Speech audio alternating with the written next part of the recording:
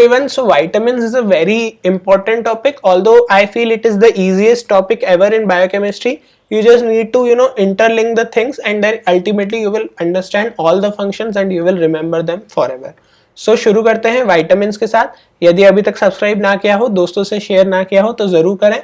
और हम हर विटामिन को उसकी केमिस्ट्री से लेके टॉक्सिसिटी तक पूरा देखते हुए चलेंगे. तो विटामिन ए से शुरू करते हैं. तो केमिस्ट्री के साथ मैं आपको इसका मेटाबॉलिज्म भी यहीं बता दूंगा. तो क्या हुआ, विटामिन ए मतलब आई से रिलेटेड है, आपको पता है. आई मतलब रेटिना, तो इसके एक्टिव फॉर्म आप कैसे याद रखेंगे, रेटिना से रिलेटेड. तो रेटिनॉल, रेटिनल और रेटिनोइक एसिड. तो जाहिर सी बात है अल्कोहल है तो ऑक्सीडाइज होकर अल्डिहाइड, अल्डिहाइड से फिर एसिड. ओके, ये चीज रिवर्सिबल होती है, ये दोनों डायरेक्शन में जा सकता है, पर रेटिनल से सिर्फ रेटिनोइक एसिड बनेगा, वापस ये चीज नहीं हो पाएगी. ठीक है, तो अब रेटिनल मतलब आप क्या देख रहे हैं कि रेटिनल बड़ा कमाल का है, वो इधर भी जा सकता है इधर भी जा सकता है. तो बॉडी क्या चाहेगी कि जो भी आपका प्लांट फूड से जो प्रोविटामिन ए आता है, जिसको आप क्या कहते हैं बीटा कैरोटीन, वो अल्टीमेटली रेटिनल में कन्वर्ट हो, क्योंकि ये आगे चल के फिर कुछ भी बना सकता है. तो आप इसको ऐसे याद रख सकते हैं कि बीटा कैरोटीन कन्वर्ट किस में होगा, रेटिनल में. ठीक है, ये क्लीवेज होता है इंटेस्टाइन में. ओके, अब ये रेटिनल आपके पास आ चुका है. ठीक है, तो अब रेटिनल आपका कन्वर्ट होता है रेटिनॉल में. ओके, अब जब ये स्टोरेज की बात है, ये केमिस्ट्री आपके एक्टिव फॉर्म्स में आपको बस इतना से याद रखना है, पर इसको अलग से ना पढ़ के आप लिंक करना सीखे, क्योंकि आपको हर चीज रिटेन करना है. ठीक है, तो अब क्या होगा, रेटिनल कन्वर्ट होगा रेटिनॉल में. ठीक है, अब रेटिनॉल जब आपको स्टोर करना है तो अगेन जैसे मैंने आपसे कहा था, जहां आपको फ्री फैटी एसिड ईस्टरिफिकेशन आता है, तो क्या याद रखना है, काइलोमाइक्रोन वाली थ्योरी है ना. लिपिड मेटाबॉलिज्म ना, लाइपोप्रोटीन ना देखा हो तो इसके बाद जरूर देखिएगा मेरा वीडियो. सो रेटिनॉल कन्वर्ट होगा रेटिनाइल ईस्टर में, और ये रेटिनाइल ईस्टर फिर काइलोमाइक्रोन के थ्रू आपका लिवर में ट्रांसपोर्ट हो जाएगा. ठीक है, तो ये जो रेटिनॉल ट्रांसपोर्ट हुआ है अभी ये है ट्रांस रेटिनॉल. ठीक है, तो लिवर के रिस्पेक्ट में क्या याद रखना है, ट्रांस रेटिनॉल. अब ये रेटिनॉल को जब किसी टारगेट सेल पे एक्ट करना होगा तो रेटिनॉल बाइंडिंग प्रोटीन से मिलके फिर टारगेट सेल पे जाके इसको छोड़ देगा. ओके, और टारगेट सेल में फिर ये स्टेरॉइड के जैसे एक्ट करेगा. तो स्टेरॉइड के जैसे एक्ट करने का मतलब आपको शायद पता हो कि जो स्टेरॉइड्स है उनमें न्यूक्लियर रिसेप्टर होता है, तो फिर आपका एमआरएनए फॉर्मेशन होता है जिससे आपकी नॉर्मल जो भी ग्रोथ है वो होती है. तो जो ये रेटिनॉल है अल्टीमेटली टारगेट सेल में कन्वर्ट होगा रेटिनोइक एसिड में, फिर ये एक्ट करेगा आपका एमआरएनए पे. ठीक है, तो ये चीज आपको क्लियर हुई. अब आपके पास क्या है, आपने रेटिनॉल देख लिया, आपने रेटिनॉल कहाँ यूज हुआ वो देख लिया, आपने रेटिनोइक एसिड बनाना देख लिया. अब बचा है रेटिनल. तो ए मतलब आंख. ठीक है, तो ट्रांस रेटिनल आपका कहाँ पे इंपॉर्टेंट है, आईज में. तो ये रेटिनॉल रेटिनल में कैसे कन्वर्ट होता है, ये अभी हम पूरी वॉल्स विजुअल साइकिल देखेंगे तो आपको समझ में आ जाएगा. तो अब इस चार्ट को देखते हुए मैं आपसे फंक्शन पूछूं तो आपको फंक्शन भी यही बताना है. रेटिनोइक एसिड का फंक्शन क्या होगा, सेल ग्रोथ एंड डिफरेंशिएशन, क्योंकि टारगेट सेल पे एक्ट कर रहा है. ठीक है, रेटिनल का फंक्शन क्या होगा, वॉल्स विजुअल साइकिल और फोटो ट्रांसडक्शन.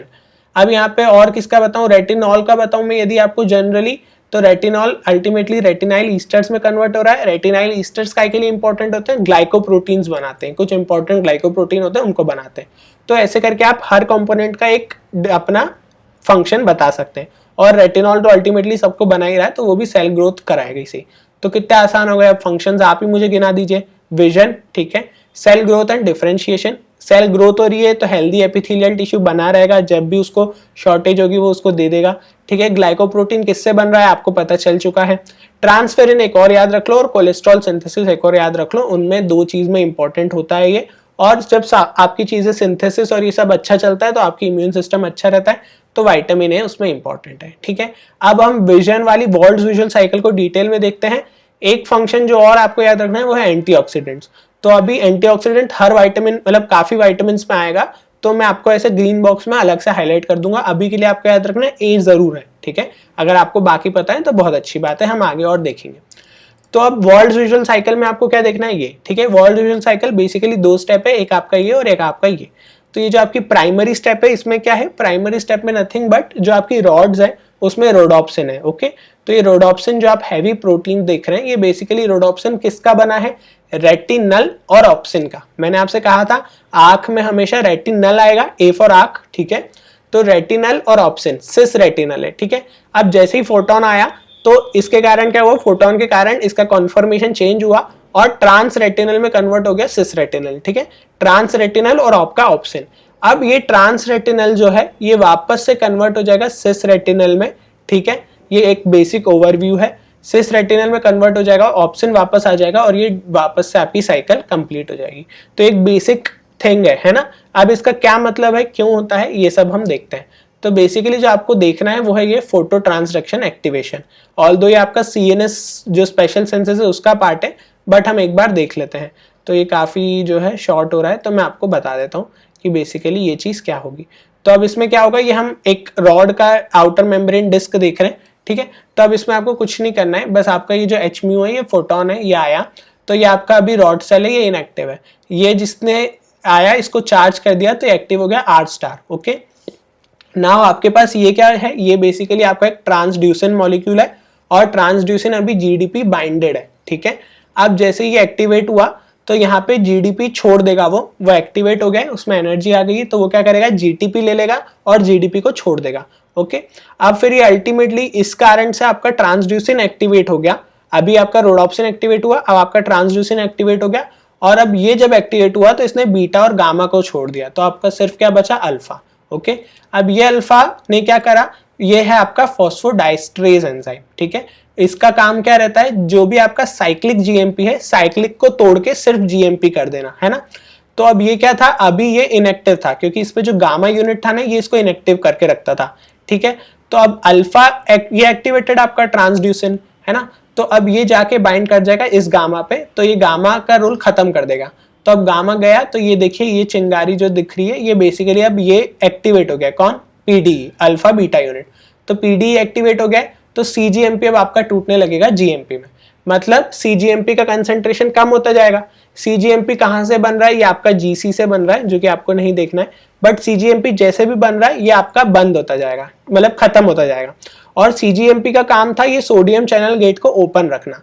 अब सीजीएमपी कम हो गया है, ठीक है, काफी कम हो गया है, तो ये क्लोज हो जाएगा sodium channel gate. Sodium channel जहां क्लोज होते हैं तो क्या होता है, हाइपर पोलराइजेशन, ठीक है। पर आंखों के रिस्पेक्ट में hyperpolarization is activation, excitation. तो अब वो एक्साइट होके अल्टीमेटली आपका मैसेज पहुंचा देगा सेरेब्रल कॉर्टेक्स में और आपको चीजें दिखने लगेंगी रॉड सेल के थ्रू।